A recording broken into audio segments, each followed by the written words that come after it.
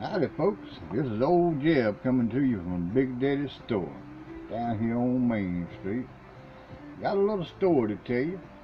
As a matter of fact, it's about one of the funniest things I've had happen around here since that man tried to grow chickens and stuff.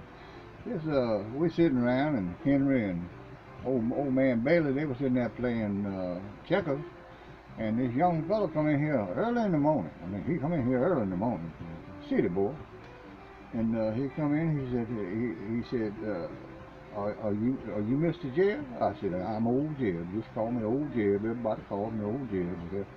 And he said, "I just bought a place down on the other side of the swamp, and I'm wanting to build a barn, and I need to cut some trees down." I said, "Well, you come to the right place, young fella." I said, "What do you need?" Excuse me. He said, I need a saw that I can cut 10, 15 trees a day with." I said, "Well, it just so happens the steel man was by here yesterday, and he brought me a new steel saw. And they talk about it's the top of the line. I know my daddy and my granddaddy and the boys, Mr. High up there, Triplet, would have loved to have had them steel saws back in the day. But he said, you sure you know how to run a saw, son?" "Yes, sir, old Jeb, I sure do. I knows how to run a saw." I said, "Okay." So I got it out and got everything fixed up for him, and the little old fella, he went on, got out and got on his truck, and on off up the road we went, and me and Henry and old man Bailey was sitting there laughing. Why in the world somebody wanted to build a barn up there on the other side of the swamp? That just didn't make no sense to us whatsoever. Anyway, early next morning, this young fella come back down the road. He come in there and said, "Oh, Jeb," he said, "I just don't know what in the world." He said, "Can you give me any pointers?" I said, "Well, what's your problem, son?" He said, "Well, I cut all day long yesterday and I didn't cover 2 trees." I said, "What in the world?" I said, You just didn't get up early enough. You got to get up early. Cutting trees, you got to get up early. You got to work all day hard." He said, "Okay, Mr.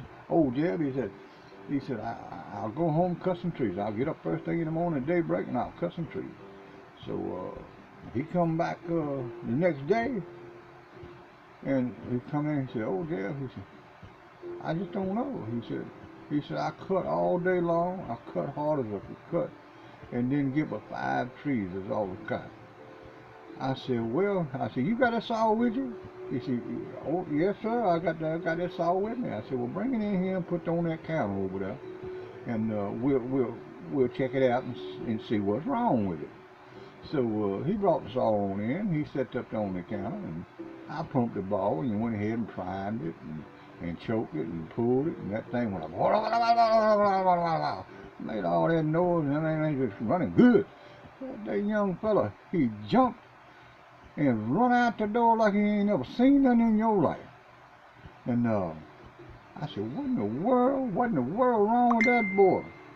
Old Henry sitting over there, him and old man Bailey, they just laughed and said, "I bet that boy didn't start that saw. I bet he been out there sawing on them trees like."